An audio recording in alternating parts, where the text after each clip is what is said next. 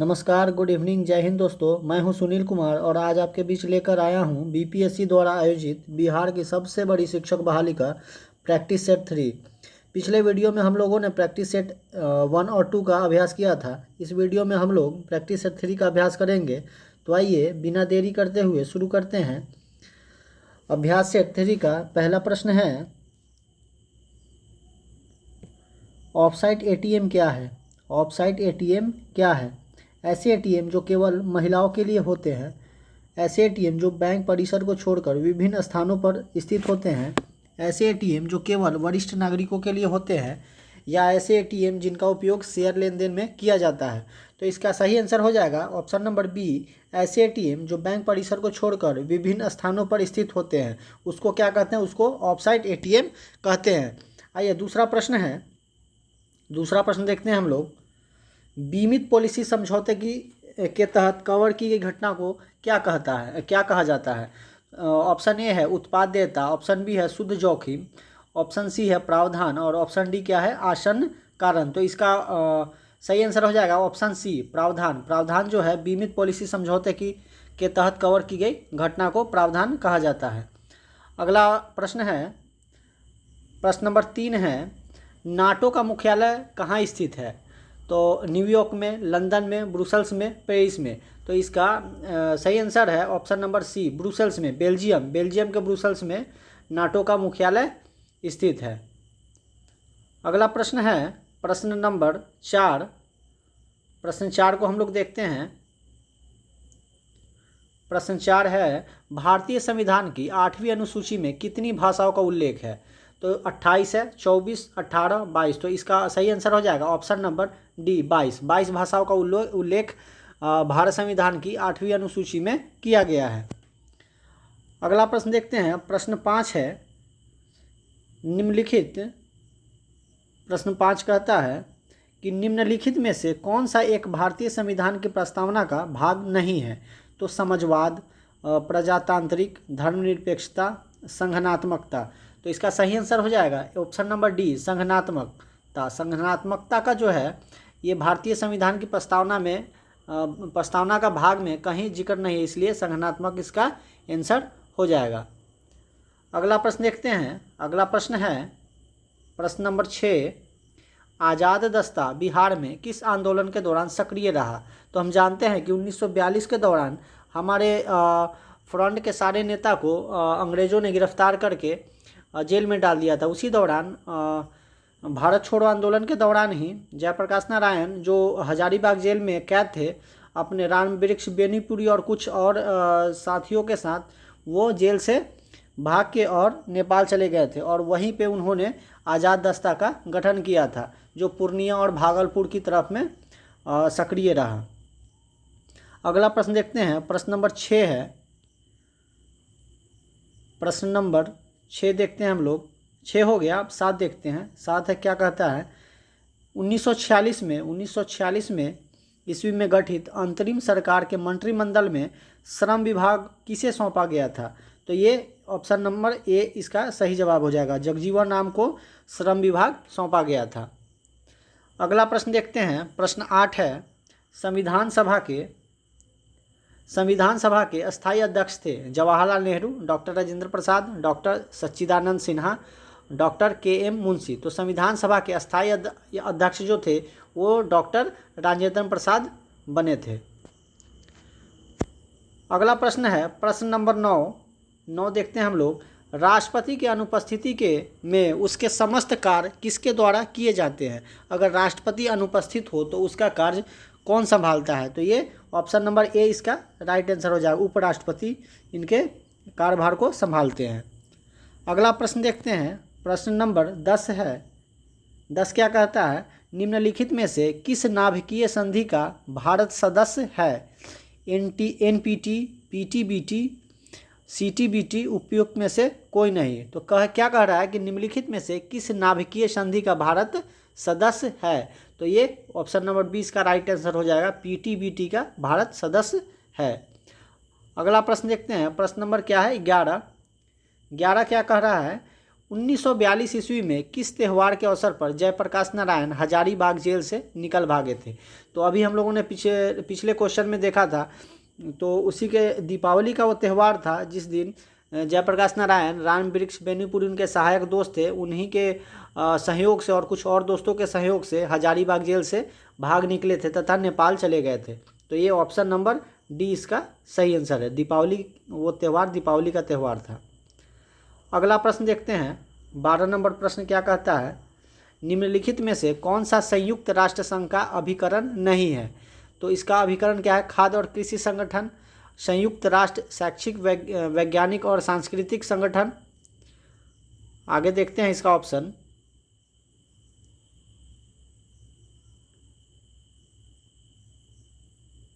विश्व स्वास्थ्य संगठन और अंतर्राष्ट्रीय न्यायालय। तो इसका सही आंसर हो जाएगा अंतर्राष्ट्रीय न्यायालय, ये इसके अंतर्गत नहीं आता है। अगला प्रश्न देखते हैं। प्रश्न नंबर 13 है। 13 क्या कहता है? प्रश्न नंबर 13 कहता है कि कौन सा उर्वरक किसान खाद के नाम से जाना जाता है? तो इसका राइट आंसर हो जाएगा option number A, calcium ammonium nitrate. Calcium ammonium nitrate किसान खाद के नाम से जाना जाता है। अब अगला प्रश्न देखते हैं। प्रश्न 14 है। 1 हेक्टेयर सेंटीमीटर में पानी की कुल मात्रा होगी तो 1 लाख लीटर। इसका ऑप्शन नंबर 20 का सही जवाब है। 1 लाख लीटर जो होगी 1 हेक्टेयर सेंटीमीटर में पानी की कुल मात्रा होती है। अगला प्रश्न देखते हैं। प्रश्न नंबर 15 क्या कहता है? केले का कायिक प्रवर्धन होता है तने द्वारा, पत्ती द्वारा, बीज द्वारा, संकर द्वारा। तो इसका राइट आंसर है ऑप्शन नंबर डी, संकर द्वारा। अगला प्रश्न है। प्रश्न 16 देखते हैं। प्रश्न 16 है। निम्नलिखित में से कौन सा उर्वरक तीव्र आर्द्रता ग्राही होता है? तो इसका ऑप्शन देखते हैं। Calcium ammonium nitrate, sodium nitrate, ammonium sulphate, urea. तो इसका राइट आंसर हो जाएगा यूरिया। यूरिया जब हम खादों में डालते हैं तो पौधे बहुत ही तेज़ी से विकास करते हैं। तो इसका राइट आंसर हो जाएगा यूरिया। अगला प्रश्न देखते हैं। प्रश्न नंबर 17 है। प्रश्न 17 क्या कहता है? खेत में हरी खाद वाली फसल की पलटाई की उपयुक्त अवस्था कौन सी है? तो ऑप्शन देखते हैं। फूल आने से पूर्व की अवस्था, फूल आने के पश्चात की अवस्था, प्रारंभिक अवस्था, और डी ऑप्शन है परिपक्व अवस्था। तो हम जानते हैं कि खेत में निराई गुड़ाई की अवस्था होती है, फूल आने से जस्ट पहले की जो अवस्था होती है उसी समय निराई और गुड़ाई होती है। तो ऑप्शन नंबर ए इसका राइट आंसर हो जाएगा। अगला प्रश्न देखते हैं। प्रश्न 18 क्या कहता है? प्रश्न 18 कह रहा है कि फल के रस में चीनी की सांद्रता मापी जाती है पोटोमीटर द्वारा, रिफ्रैक्टोमीटर द्वारा, चीनी मीटर द्वारा, टेंड्रोमीटर द्वारा। तो इसका राइट आंसर हो जाएगा रिफ्रैक्टोमीटर द्वारा फल के रस में चीनी की सांद्रता को मापी जाती है। अगला प्रश्न देखते हैं। अगला प्रश्न कहता है कि जेली बनाने में पेक्टिन का प्रमुख कार्य है फलों के रस को साफ करना, फलों के रस का थक्का बनाना। इसका अगला ऑप्शन देखते हैं। इसका अगला ऑप्शन है फलों के रस को मीठा बनाना, फलों के रस को रंगीन बनाना। तो इसका राइट आंसर हो जाएगा कि फलों के रस का थक्का बनाना, यही राइट आंसर हो जाएगा इसका। ऑप्शन नंबर 20 का राइट आंसर हो जाएगा फलों के रस का थक्का बनाना। हम लोग जानते हैं किसी भी चीज़ का थक्का बना रहता है तो वो जेली पेस्ट बनता है। अगला प्रश्न हम लोग देखेंगे। प्रश्न नंबर 20 है। 20 क्या कहता है? टमाटर का लाल रंग किस रजक के कारण होता है? तो ऑप्शन देखते हैं। A cyanide, B xanthophyll, C anthocyanin and D है लाइकोपिन। तो इसका राइट आंसर हो जाएगा ऑप्शन नंबर डी, लाइकोपिन के कारण ही टमाटर का रंग लाल होता है। अगला प्रश्न देखते हैं। अगला प्रश्न कहता है कि नींबू का फल प्रचुर स्रोत है किस चीज़ का है? तो मैलिक अम्ल का, सिट्रिक अम्ल का, टार्टेरिक अम्ल का, या एसिटिक अम्ल का। तो हम लोग जानते हैं कि नींबू में साइट्रिक एसिड भरपूर मात्रा में पाया जाता है। तो इसका right answer option number B हो जाएगा। अगला प्रश्न देखते हैं। प्रश्न नंबर 22 है। केंद्रीय एगमार्क प्रयोगशाला कहाँ अवस्थित है? केंद्रीय एगमार्क प्रयोगशाला जो है वो कहाँ अवस्थित है? ऑप्शन नंबर देखते हैं। ऑप्शन ए है पुणे, बेंगलुरु, नागपुर, लखनऊ। तो इसका राइट आंसर हो जाएगा ऑप्शन नंबर सी, नागपुर। अगला प्रश्न देखते हैं। प्रश्न नंबर 23 है। 23 क्या कहता है कि 23 देखते हैं हम लोग। 23 कह रहा है कि किस वर्ष नसरुद्दीन ने बिहार का शासन ख्वाजा जहाँ को सौंप दिया था। तो ये ऑप्शन नंबर देखते हैं। ऑप्शन ए कहता है कि 1390, 1394, 1270 या 1294। तो इसका राइट आंसर हो जाएगा 1394 ईस्वी में नसरुद्दीन ने बिहार का शासन ख्वाजा को सौंप दिया था। अगला प्रश्न देखते हैं। अगला प्रश्न क्या कहता है, 24 नंबर प्रश्न है, नालंदा विश्वविद्यालय को किसने ध्वस्त किया था। तो ये सभी जानते हैं कि ये बख्तियार खिलजी थे, जिन्होंने नालंदा विश्वविद्यालय को ध्वस्त कर दिया था और पूरे उनके लाइब्रेरी में आग लगा दिया था। अगला प्रश्न देखते हैं। प्रश्न नंबर 25 है, पटना में स्थित गोलघर का निर्माण किस गवर्नर जनरल के काल में हुआ था। तो ऑप्शन नंबर देखते हैं। ऑप्शन ए कहता है वारेन हेस्टिंग, ऑप्शन बी है लॉर्ड हार्डिंग, ऑप्शन सी है लॉर्ड कैनिंग, ऑप्शन डी है लॉर्ड कार्निवालिस। तो इसका राइट आंसर हो जाएगा ऑप्शन नंबर डी, लॉर्ड कार्निवालिस जो है उन्हीं के शासनकाल में गोलघर का निर्माण हुआ था। अगला प्रश्न देखते हैं। प्रश्न नंबर 26 है, बिहार में ब्रिटिश सत्ता का सर्वप्रथम विरोध किसने किया था। ऑप्शन देखते हैं। ऑप्शन ए है कुंवर सिंह, बी है अलीवर्दी खां, सी अली गौहर ने और डी मीर कासिम ने। तो किन्होंने ब्रिटिश सत्ता का सर्वप्रथम विरोध किया था। तो ये है ऑप्शन नंबर सी इसका सही जवाब हो जाएगा। अली गौहर ने सर्वप्रथम ब्रिटिश सत्ता का विरोध किया था। अगला प्रश्न है प्रश्न नंबर 27, झंडा गान विजय विश्व तिरंगा प्यारा के रचयिता कौन है। ऑप्शन ए है श्यामल लाल गुप्ता पार्षद, बी है हरिवंश राय बच्चन, सी रविंद्रनाथ टैगोर और डी है हरिशंकर प्रसाद। तो इसका राइट आंसर हो जाएगा ऑप्शन ए, श्यामलाल गुप्ता पार्षद जो है झंडा गान विजय विश्व तिरंगा प्यारा के रचयिता है। अगला प्रश्न हम लोग देखते हैं। अगला प्रश्न है 28 नंबर, थायराइड से निकलने वाला हार्मोन कौन सा है। थायरोक्सिन, इंसुलिन, पैराथाइक्लिन, उपयुक्त में से कोई नहीं। तो इसका राइट आंसर हो जाएगा ऑप्शन नंबर ए, थायरोक्सिन है जो थायराइड से निकलने वाला हार्मोन है। अगला प्रश्न देखते हैं। प्रश्न नंबर 29 है। 29 क्या कहता है, जल के माध्यम से भोजन पकाने की विधि निम्नलिखित में से कौन सी है। जल के माध्यम से भोजन पकाते हैं तो कौन सी विधि है। तो देखिए ऑप्शन ए कहता है उबालना, स्ट्रूइंग, सी है खदकाना और डी है उपयुक्त में से सभी। तो इसका राइट आंसर हो जाएगा डी, उपयुक्त में से सभी। जल के माध्यम से भोजन पकाने की विधि सभी हैं। अगला प्रश्न देखते हैं। अगला प्रश्न कहता है कि ढोकला बनाने में प्रयुक्त विधि है उथली चिकनाई विधि, गहरी चिकनाई विधि, सी है खमीरीकरण और डी है उबालना। तो ढोकला बनाने में हम लोग सी खमीरीकरण का प्रयोग करते हैं। इसका राइट आंसर हो जाएगा ऑप्शन नंबर सी। अगला प्रश्न देखते हैं। प्रश्न नंबर 31 है, 2 वर्ष से 6 वर्ष की आयु को क्या कहते हैं। तो हम लोगों ने बीएड क्लास में पढ़ा है कि 0 से 2 वर्ष को शैशवावस्था कहते हैं और 2 से 6 वर्ष को बाल्यावस्था कहते हैं। तो इसका राइट आंसर क्या हो जाएगा, बाल्यावस्था। अगला प्रश्न देखते हैं। प्रश्न नंबर 32 है, जल प्रदूषण का कारण क्या है। जल प्रदूषण का कारण क्या है।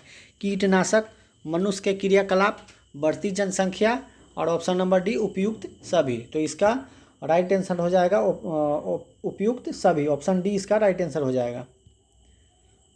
अगला प्रश्न देखते हैं। प्रश्न नंबर 33 क्या कहता है। प्रश्न 33 कह रहा है कि शारीरिक शिक्षा का उद्देश्य क्या है। शारीरिक शिक्षा का उद्देश्य क्या है। तो क्या है उद्देश्य, मनोवैज्ञानिक विकास, मानसिक विकास, शारीरिक विकास या उपयुक्त सभी। तो इसका राइट आंसर हो जाएगा उपयुक्त सभी। शारीरिक शिक्षा का उद्देश्य है कि शारीरिक विकास भी होता है, मानसिक विकास भी होता है और मनोवैज्ञानिक विकास भी होता है।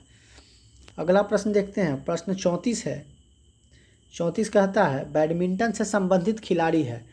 तो सानिया मिर्जा तो टेनिस की खिलाड़ी है, दीपा कर्माकर है वो जिम्नास्टिक है और ये पीवी सिंधु है जो बैडमिंटन की खिलाड़ी है। तो इसका आंसर हो जाएगा पीवी सिंधु। और दूती चंद जो है वो धावक है, एथलीट है। तो इसका राइट आंसर हो जाएगा बैडमिंटन से संबंधित है पीवी सिंधु। अगला प्रश्न है प्रश्न 35, दालों में सबसे ज़्यादा क्या पाया जाता है? ऑप्शन ए है विटामिन, ऑप्शन बी है वसा, ऑप्शन सी है प्रोटीन और ऑप्शन डी है खनिज। तो इसका सही आंसर हो जाएगा ऑप्शन नंबर सी, प्रोटीन। दालों में सबसे ज़्यादा प्रोटीन पाया जाता है। अगला प्रश्न देखते हैं, प्रश्न है 36 नंबर। एलएसडी के सेवन से क्या होता है? एलएसडी के सेवन से क्या होता है? ऑप्शन ए है किडनी का रोग, ऑप्शन बी है यकृत का रोग, ऑप्शन सी है कैंसर और ऑप्शन डी है मानसिक विभ्रम। तो एलएसडी के सेवन से मानसिक विभ्रम फैलता है, इसलिए ऑप्शन नंबर डी इसका राइट आंसर हो गया। अगला प्रश्न देखते हैं, प्रश्न नंबर 37 है। 37 क्या कहता है? व्यायाम के लाभ बताइए। व्यायाम के क्या लाभ है? तो भूख लगना, फुर्तीलापन होना, रक्त प्रवाह में वृद्धि, उपयुक्त सभी। तो इसका आंसर ऑप्शन नंबर डी हो जाएगा, उपयुक्त सभी इसका लाभ है। अगला प्रश्न देखते हैं, प्रश्न नंबर 38 क्या कहता है? प्रश्न 38 कहता है डॉक्टर राजेंद्र प्रसाद को संविधान सभा का सभापति चुना गया था, कब चुना गया था? तो ऑप्शन ए देखते हैं सितंबर 1946 ईस्वी में, बी है अक्टूबर 1946 ईस्वी में, सी है नवंबर 1946 ईस्वी में या डी दिसंबर 1946 ईस्वी में। तो इसका राइट आंसर हो जाएगा ऑप्शन नंबर डी, दिसंबर 1946 ईस्वी में डॉक्टर राजेंद्र प्रसाद को संविधान सभा का अस्थायी अध्यक्ष चुन लिया गया था। अगला प्रश्न देखते हैं, प्रश्न 39 क्या कहता है? प्रश्न 39 कह रहा है कि भारतीय प्रशासन में विभाजन प्रणाली किससे संबंधित है? ऑप्शन ए है लेखा परीक्षण लेखा, ऑप्शन बी है केंद्र और राज्य, ऑप्शन सी है नीति कार्यान्वयन और ऑप्शन डी है अखिल भारतीय सेवाएं एवं केंद्रीय सेवाएं। तो इसका सही आंसर हो जाएगा ऑप्शन नंबर सी, नीति एवं कार्यान्वयन। अगला प्रश्न देखते हैं, अगला प्रश्न है प्रश्न नंबर 40 क्या कहता है? बिहार में कृषि एवं ग्राम विकास के लिए किस प्रकार के बैंक स्थापित करने का प्रस्ताव है?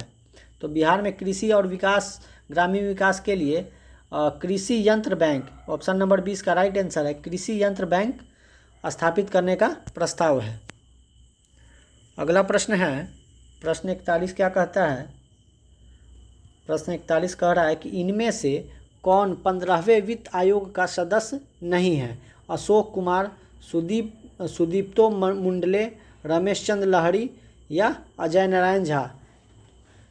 प्रश्न है इनमें से कौन 15वें वित्त आयोग का सदस्य नहीं है?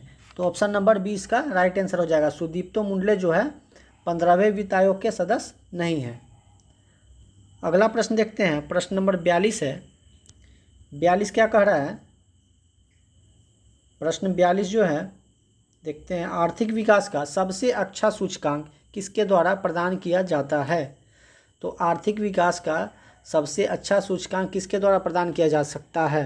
तो ऑप्शन ए है मौजूदा कीमतों पर राष्ट्रीय आय में वृद्धि, ऑप्शन नंबर बी है प्रतिवर्ष व्यक्ति वास्तविक आय में वृद्धि, ऑप्शन सी है बचत अनुपात में वृद्धि या ऑप्शन डी है भुगतान शेष की स्थिति में सुधार।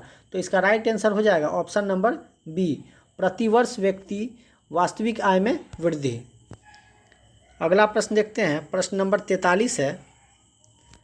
43 क्या कहता है कि भारतीय कला में बुद्ध के जीवन की किस घटना का चित्रण हुआ है? भारतीय कला में बुद्ध के जीवन की किस घटना का चित्रण द्वारा हुआ है? तो हम लोग हर जगह देखते हैं ये प्रथम उपदेश, ऑप्शन नंबर इसका बी सही राइट आंसर है कि प्रथम उपदेश का ही उनका हर जगह चित्रण हुआ है। अगला प्रश्न देखते हैं, प्रश्न 44 है। 44 क्या कहता है कि गौतम बुद्ध का जन्म लुम्बिनी में हुआ था, इसकी पुष्टि किसके अभिलेख से होती है? तो ऑप्शन देखिए, ऑप्शन ए कहता है समुद्रगुप्त, ऑप्शन बी है हर्ष, ऑप्शन सी है अशोक या ऑप्शन डी है पुलकेशिन द्वितीय। तो इसका राइट आंसर हो जाएगा option number C, Ashoka. Ashoka के ही अभिलेख में इनकी पुष्टि होती है। अगला प्रश्न देखते हैं, प्रश्न 45 है। प्रश्न 45 क्या कहता है? निम्नलिखित में से कौन सा स्थल प्रागैतिहासिक चित्रकला के लिए प्रसिद्ध है? तो ए नंबर है सांची, बी है भीमबेटका, सी है अमरावती और डी है बाग। तो ऑप्शन बी इसका राइट आंसर हो जाएगा, भीमबेटका जो है प्रागैतिहासिक चित्रकला के लिए प्रसिद्ध है। अगला प्रश्न देखते हैं, प्रश्न 46 क्या कहता है? प्रश्न 46 है, आत्मीय सभा की स्थापना इनमें से किसके द्वारा की गई थी?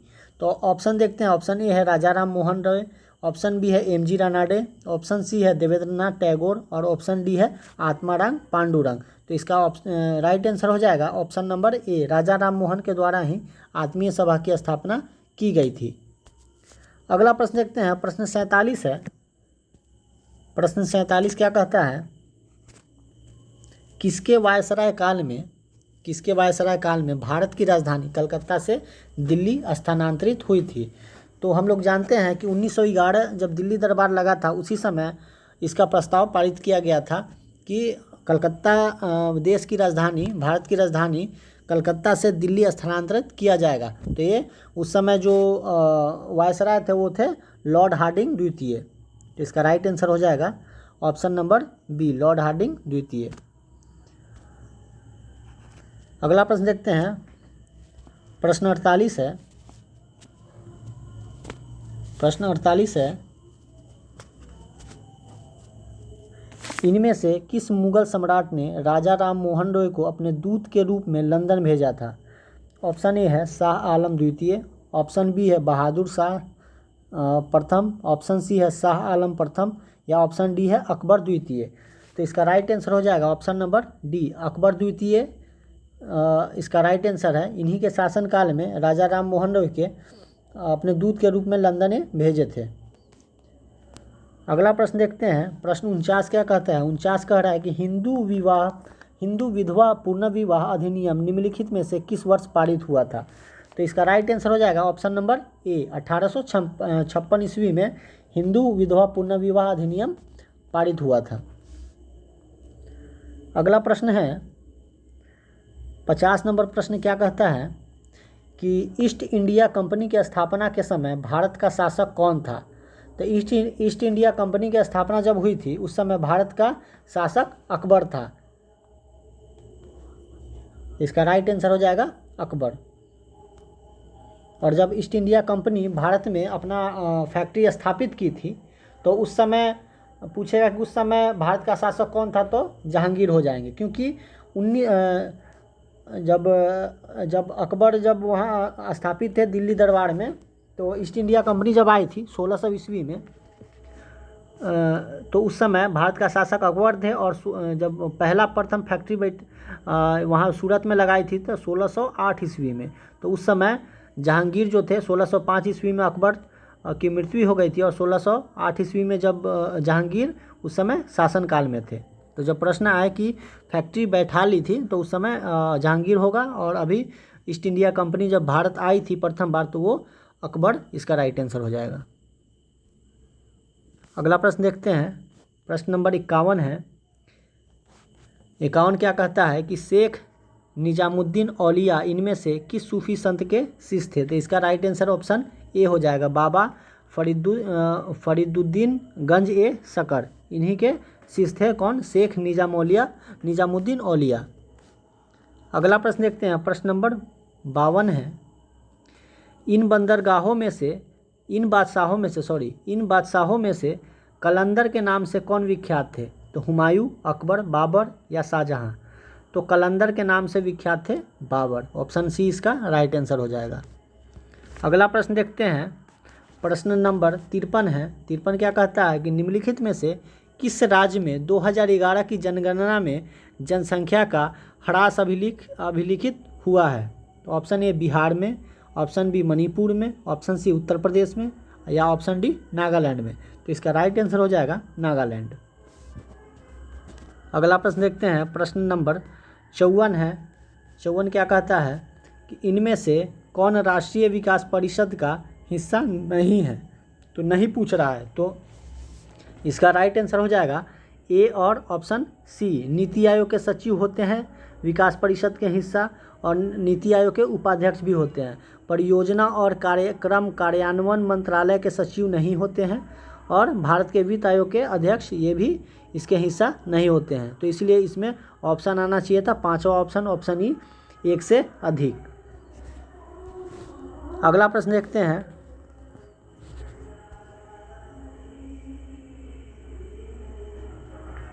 प्रश्न 56 देखते हैं। प्रश्न 56 क्या कहता है कि वे दो ग्रह जिनके उपग्रह नहीं हैं कौन है? तो हम जानते हैं कि पृथ्वी के इस तरफ में बुध है और इस तरफ में शुक्र है, तो ये दोनों है बुध और शुक्र, इसका राइट आंसर हो जाएगा। ये दोनों है जो जिसके उपग्रह नहीं है, बुध और शुक्र है ग्रह है जिनके उपग्रह नहीं है। अगला प्रश्न देखते हैं, प्रश्न 57 है, लक्षद्वीप द्वीप समूह डैश में स्थित है, कहाँ पे स्थित है? प्रशांत महासागर में, अरब सागर में, बंगाल की खाड़ी में या हिंद महासागर में? तो इसका राइट आंसर हो जाएगा ये लक्षद्वीप आइलैंड जो है वो अरब सागर में स्थित है। अगला प्रश्न देखते हैं, प्रश्न 58 है, निम्नलिखित में से किस क्षेत्र को विश्व का फलोद्यान कहा जाता है? भूमध्य रेखा क्षेत्र, दूसरा है सवाना क्षेत्र, ऑप्शन सी है भूमध्य सागरीय क्षेत्र या टुंडा क्षेत्र? तो इसका राइट आंसर हो जाएगा टुंडा क्षेत्र। टुंडा क्षेत्र को ही विश्व का फलोद्यान कहा जाता है। अगला प्रश्न देखते हैं, प्रश्न नंबर 59 है। प्रश्न 59 क्या कहता है कि निम्नलिखित में से किसे संसार की छत कहते हैं? तो संसार की छत किसे कहते हैं? पामीर की पठार को संसार का छत कहा जाता है। तो ऑप्शन बी इसका राइट आंसर हो जाएगा। अगला प्रश्न देखते हैं, प्रश्न 60 क्या कहता है कि निम्नलिखित में से कौन सा संसार का सबसे बड़ा मरुस्थल है? तो ए गोबी, बी सहारा, सी कालाहारी और डी थार। तो सहारा डेजर्ट जो है वो अफ्रीका में है, यही विश्व का सबसे बड़ा मरुस्थल है। अगला प्रश्न देखते हैं, निम्न को कालानुक्रम में लगाइए तथा नीचे दिए गए कूट से सही उत्तर चुनिए। तो देखिए इसमें सबसे पहले कौन हुआ था? तो दांडी मार्च जो हुआ था ये 1930 में हुआ था। दांडी मार्च जो है 1930 में। जालियांवाला बाग नरसंहार जो हुआ था ये 1919 में हुआ था। और भारत छोड़ो आंदोलन 1942 में हुआ था। और स्वदेशी आंदोलन 1905 में बंगाल विभाजन के बाद स्वदेशी आंदोलन का हुआ था। तो इसका शुरू से देखते हैं, दांडी मार्च 1930 में है। तो इसको देखेंगे, सबसे पहले 1905 आएगा स्वदेशी आंदोलन, उसके बाद जालियांवाला बाग नरसंहार हुआ था 1919 में, और तीसरा हुआ था दांडी मार्च, और चौथा हुआ था भारत छोड़ो आंदोलन। तो 4, 2, 1 और 3, तो इसका राइट आंसर हो जाएगा। देखिए 4, 2, 1 और 3, इसका 20 का राइट आंसर हो जाएगा। सबसे पहले कौन हुआ था? स्वदेशी आंदोलन, उसके बाद जालियांवाला बाग नरसंहार हुआ था 1919 में, उसके बाद दांडी मार्च जो ये गए थे, गांधी जी गए थे दांडी मार्च किए थे 1930 में, ये हो जाएगा। और चौथा हो जाएगा भारत छोड़ो आंदोलन 1942 में, तो ये सबसे लास्ट हो जाएगा। अगला प्रश्न देखते हैं, प्रश्न 62 क्या कहता है कि सही जोड़े मिलाना है, तो किनका कौन सा उपन्यास है? तो देखते हैं, बिपिन चंद्रपाल, अरविंद घोष, ब्रह्मोबंधव उपाध्याय और मोहम्मद अली। तो इसमें हम जानते हैं, एक सेकंड, इसमें हम जानते हैं कि जो कॉमरेड जो है ये मोहम्मद अली का है, मोहम्मद अली का कॉमरेड हो गया। तो इसी से हम मिलाएंगे, ऑप्शन में मिलाएंगे कि कौन सा इसका सही आंसर है। तो देखिए ऑप्शन डी है, डी का 2, इसमें डी का 2 ए है, इसमें है, तो इसका राइट आंसर ए हो जाएगा। इसका राइट आंसर क्या हो जाएगा? ए हो जाएगा, क्योंकि मोहम्मद अली जो है वो कॉमरेड लिखे थे, तो ये कॉमरेड जो है मोहम्मद अली का है। और देखते हैं ब्रह्मोबंधव उपाध्याय जो है वो संध्या के लेखक हैं। न्यू इंडिया अरविंद घोष ने किया था, बिपिन चंद्रपाल ने किया था, और वंदे मातरम अरविंद घोष का है। तो इससे हम मिला लेंगे कि ए का 1, बी का 3, सी का 4 और डी का 2 इसका राइट आंसर है। अगला प्रश्न देखते हैं, प्रश्न 63 क्या कहता है? प्रश्न 63 कह रहा है कि बाल गंगाधर तिलक द्वारा राष्ट्रीयता को बढ़ावा देने हेतु अखबार निकाला जाता था, तो कौन सा था? तो केसरी था। और किन भाषा में था? तो मराठा भाषा में, मराठी भाषा में केसरी इनका अखबार निकला था। अगला प्रश्न देखते हैं, प्रश्न 64 क्या कहता है? आधुनिक इतिहासकार जिसने 1857 के विद्रोह को स्वतंत्रता की पहली लड़ाई कहा था, तो ये वीडी सावरकर थे, जिन्होंने कहा था कि ये स्वतंत्रता की पहली लड़ाई है। अगला प्रश्न देखते हैं, प्रश्न 65 क्या कहता है? प्रश्न 65 कहता है कि अंग्रेजों के विरुद्ध भीलों द्वारा क्रांति प्रारंभ की गई थी, तो भील प्रजाति जो है, भील जनजाति जो है सबसे ज़्यादा अभी मध्य प्रदेश में पाई जाती है। तो ये मध्य प्रदेश और महाराष्ट्र में इनकी जनसंख्या है अभी ज़्यादा। अंग्रेजों के विरुद्ध भीलों द्वारा क्रांति प्रारंभ मध्य प्रदेश और महाराष्ट्र में किया गया था। अगला प्रश्न देखते हैं, प्रश्न 66 है। प्रश्न नंबर 66 क्या कहता है कि बिहार सरकार को डिजिटल इंडिया अवार्ड 2020 किसके लिए दिया गया था? तो इसका आंसर देखते हैं। ऑप्शन ए है बिहार में तकनीकी संस्थानों की स्थापना के लिए, बिहार में आईटी क्रांति लाने के लिए, बिहार में ई प्रशासन की सुविधा प्रदान करने के लिए, या ऑप्शन डी है कोविड-19 लॉकडाउन के दौरान बिहार के बाहर फंसे लोगों को सेवाएं प्रदान करने के लिए।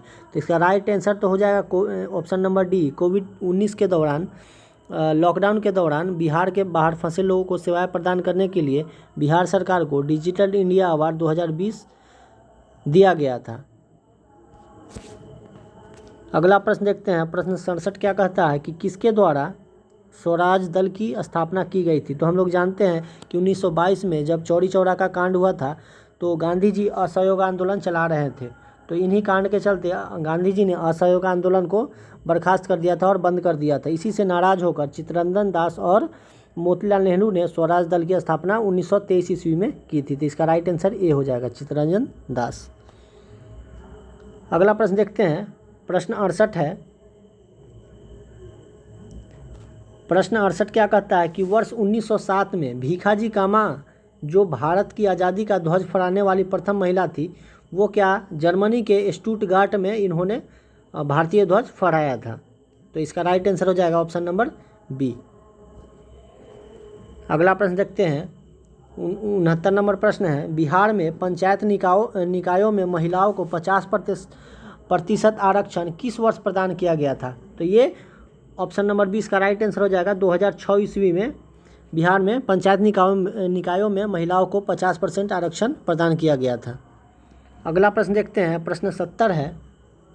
70 क्या कहता है कि भारतीय राष्ट्रीय कांग्रेस के त्रिपुरी सम्मेलन में वर्ष 1939 में सुभाष चंद्र बोस को कांग्रेस का अध्यक्ष चुना गया था। यह त्रिपुरी कहाँ है?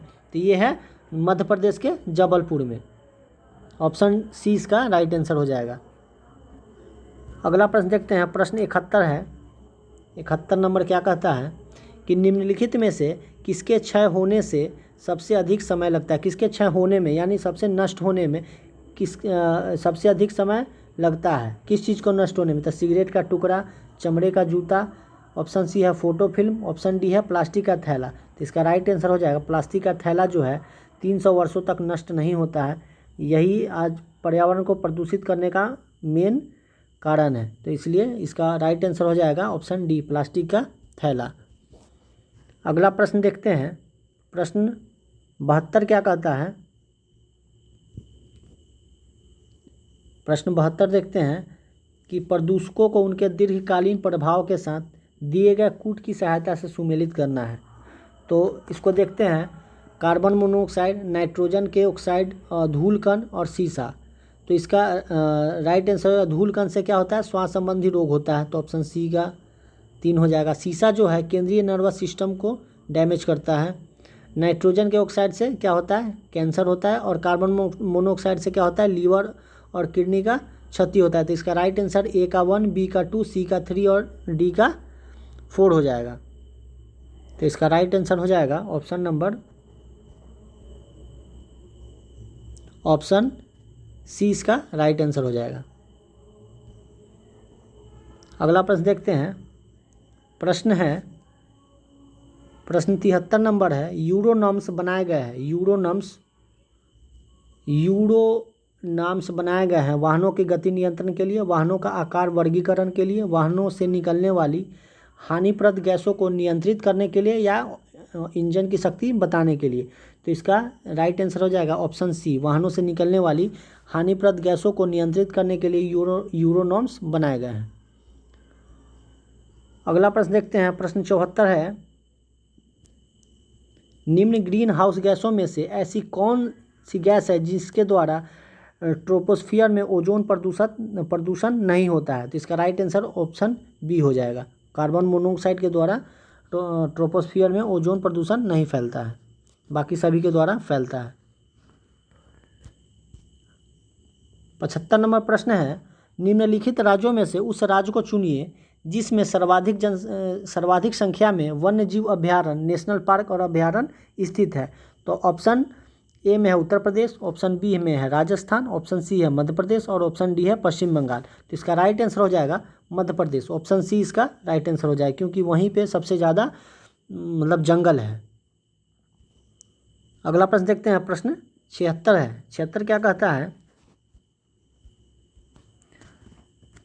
76 क्या कहता है, निम्नलिखित में से कौन सी कृषि करने की प्रक्रिया पर्यावरण संरक्षण में सहायक है? ऑप्शन ए है अधिक उपज वाली किस्म की खेती, बी है ग्लास हाउस में पौधे उगाना, सी है शिफ्टिंग खेती और डी है जैविक खेती। तो इसका राइट आंसर हो जाएगा जैविक खेती। जैविक खेती करने से पर्यावरण संरक्षण में सहायक होता है, इससे कोई दुष्प्रभाव नहीं पड़ता है। अगला प्रश्न है प्रश्न 77, नीचे दी गई सूची में उसे चुनिए जो वर्ल्ड हेरिटेज साइट घोषित हुआ है। तो इसका राइट आंसर हो जाएगा ऑप्शन बी नंदा देवी जीव मंडल रिजर्व। इसी को क्या किया गया है, विश्व धरोहर घोषित किया गया था। अगला प्रश्न है प्रश्न 78 क्या कहता है, निम्नलिखित दशाओं में से कौन वैश्विक ताप के असर को इंगित करती है? तो ऑप्शन देखते हैं, हिमानी का पिघलना, सागरीय तल में उत्थान, मौसमी दशाओं में परिवर्तन, ग्लोबीय तापमान में वृद्धि। तो इससे क्या होगा, अगर वैश्विक ताप का जब असर होगा तो हिमानी का पिघलना, ये तो एकदम राइट आंसर है। हिमालय जो है, हिमालय का आइस जो है, बर्फ़ है, वो तो पिघलेगा ही। दूसरा है सागरीय तल में उत्थान, ये भी बढ़ेगा। मौसमी दशाओं में परिवर्तन, ये भी होगा। और ऑप्शन डी है ग्लोबलीय तापमान में वृद्धि, ये भी होगा। तो इसका राइट आंसर हो जाएगा ऑप्शन नंबर डी, सभी चारों इसका राइट आंसर है। अगला प्रश्न देखते हैं 79, जंगली गधों का अभ्यारण्य कहाँ है? तो देखिए, जंगली गधों का अभ्यारण्य ऑप्शन देखते हैं, यूपी में है, असम में है, गुजरात में है, राजस्थान में है। तो इसका राइट आंसर हो जाएगा ऑप्शन सी, जंगली गधों का अभ्यारण्य ऑप्शन गुजरात में है। और यही गुजरात के जंगली गधे भारत को भी बर्बाद करने पे लगे हुए हैं।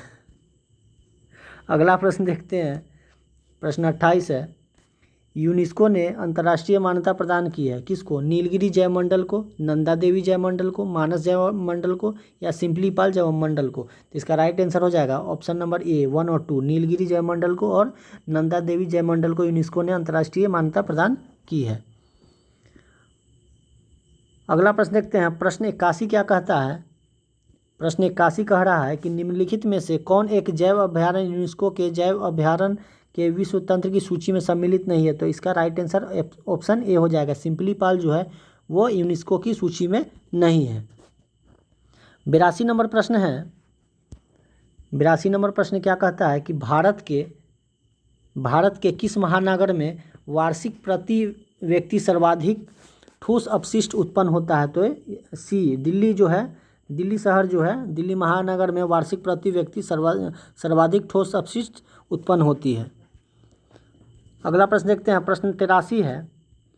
प्रश्न नंबर 83 है, आज कार्बन डाइऑक्साइड के उत्सर्जन में सर्वाधिक योगदान करने वाला देश कौन है? तो ये है संयुक्त राज्य अमेरिका। जो अमेरिका जो है कार्बन डाइऑक्साइड के उत्सर्जन में सर्वाधिक योगदान देता है।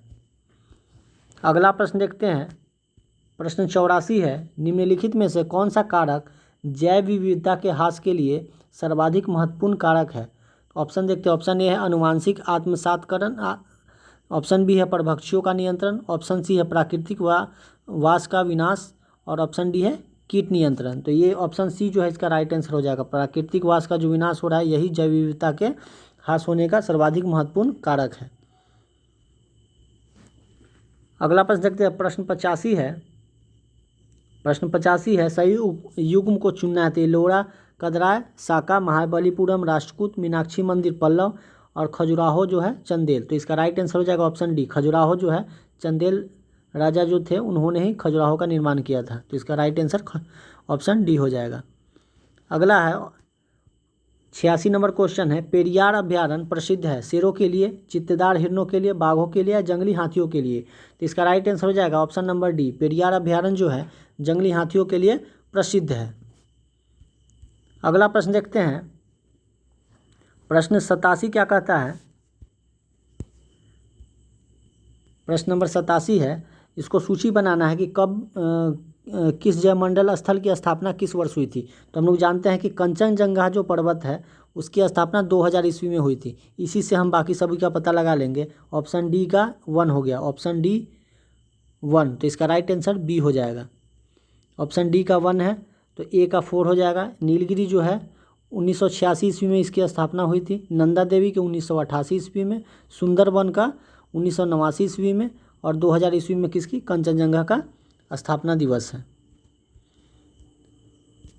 अब बस 3 प्रश्न रह गए हैं। अगला प्रश्न देखते हैं। प्रश्न 88 नंबर है। झारखंड बनाने के लिए बिहार को किस वर्ष विभाजित किया गया था?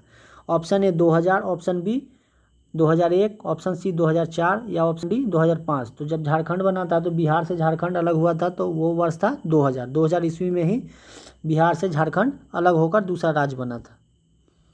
अगला प्रश्न देखते हैं। प्रश्न 89 है।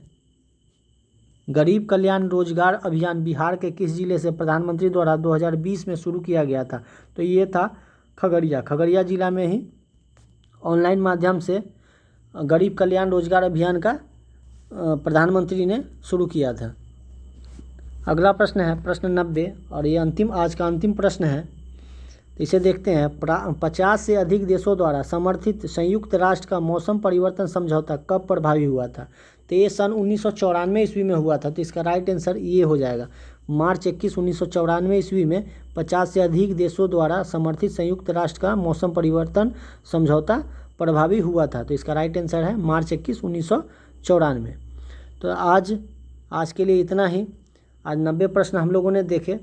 अगले वीडियो में हम प्रैक्टिस सेट 4 बनाएंगे तो अभ्यास करेंगे हम लोग उसी का। तो आज के लिए इतना ही।